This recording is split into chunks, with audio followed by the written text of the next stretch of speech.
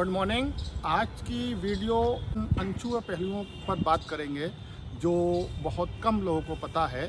देखिए, ये जो पहलगाम में बेसरन वैली पर जो ये आतंकवादी हमला हुआ था, ये बेसरन वैली है क्या, इस पर हम पहले बात करते हैं। बेसरन वैली, जिसको मिनी स्विट्ज़रलैंड भी कहा जाता है, ये कश्मीर वादी का बहुत ही खूबसूरत ऐसी घाटी है जो समुद्र तट से 7,500 फुट की ऊंचाई पर है और जो चारों तरफ हरे भरे जंगलों से घिरा हुआ है और बहुत बड़ा मैदान है खूबसूरत। इस मैदान में हर साल भर पर्यटक आते रहते हैं और वहाँ पर बहुत एंजॉय करते हैं। देश नहीं बल्कि विदेश के पर्यटक भी आते हैं और 1 करोड़ पर ईयर का लगभग इसमें ठेका होता है और फिर वहाँ पर खच्चर से और पैदल जो हैं लोग जाते हैं यहाँ पर और एंजॉय करते हैं।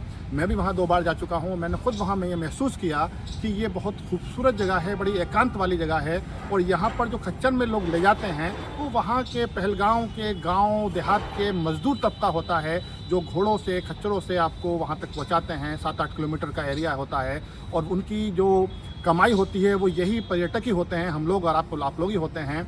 और मैंने उससे एक बहुत बुजुर्ग था, एक बहुत ज़ईफ़ व्यक्ति था जो हमें ले जा रहा था 3 लोगों को, हमारे परिवार के लोगों को। तो हमने उससे पूछा कि आप कितना कमा लेते हैं, तो बोलता है कि साहब, हम जो आप लोग आते हैं छुट्टियों के दिनों में, यही हमारी कमाई है। बाकी 5-6 महीने तो हम बर्फ़ से ढकी ये पहाड़ियाँ रहती हैं, हम सिर्फ एक पश्मीना की शाल बनाते हैं पूरे 6 महीने और हम 5-6 हज़ार की मुश्किल तमाम हमारी मजदूरी हो पाती है। तो ऐसी जगह पर ये हमला करके आतंकवादियों ने वहाँ के लोगों के रोज़गार पर तो एक तमाचा मारा ही मारा है, ऊपर से जो देश के ऊपर भी एक सवालिया निशान लगा दिया है। विशेषकर वहाँ की जो व्यवस्था बहुत अच्छी हो रही थी, कश्मीर पहले से ज़्यादा खुद सुंदर होता जा रहा था, वहाँ के लोग पहले से ज़्यादा बेखौफ होकर लोग घूमना शुरू कर दिया था।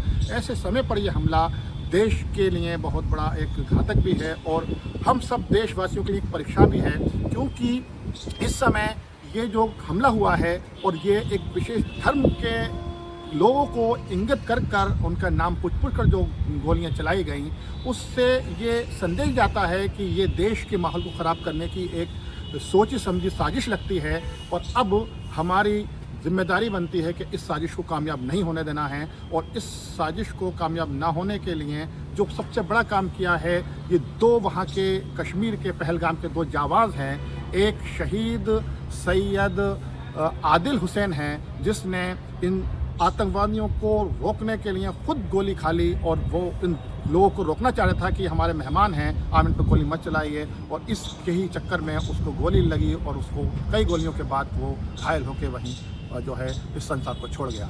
इसके साथ साथ दूसरे हैं नज़ाकत शाह, जिन्होंने 11 लोगों को उस भीड़ भाड़ में, उस खूनी जो होली खेली जा रही थी, जो ज़बरदस्त गोली चल रही थी, उसमें से उनको बचाया और बचाने के बाद में ये साबित किया कि धर्म का नाम नहीं, इंसानियत अलग चीज़ है, धर्म अलग चीज़ है। और ये देश के लिए एक संदेश जाता है कि जहाँ भी देश में कोई इस तरह की घटनाएं होती हैं, इससे हमें पता चलता है कि हमें धर्म के नाम पर अगर कोई भेदभाव कर रहा है, कोई खून खराबा कर रहा है, तो हमें रोकना चाहिए। ऐसे ही जैसे आदिल हुसैन ने रोका, शहीद आदिल हुसैन ने रोका, और जैसे नज़ाकत शाह ने रोका, और उन्होंने हमारे देशवासियों को संदेश दिया।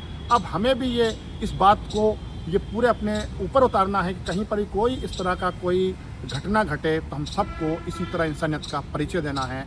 तो आइए हम इस वीडियो के माध्यम से ये साबित करें कि हमारा देश एक था, एक है और एक हम रहेंगे। और धर्म के नाम पर जो हमें लोग बांटना चाहते हैं, लड़ाना चाहते हैं, राजनीति करना चाहते हैं, हम उन्हें कभी भी कामयाब नहीं होने देंगे। तो आइए हम दोबारा कश्मीर को हरा भरा करें और फिर विश्वास के साथ वहाँ घूमने चलें।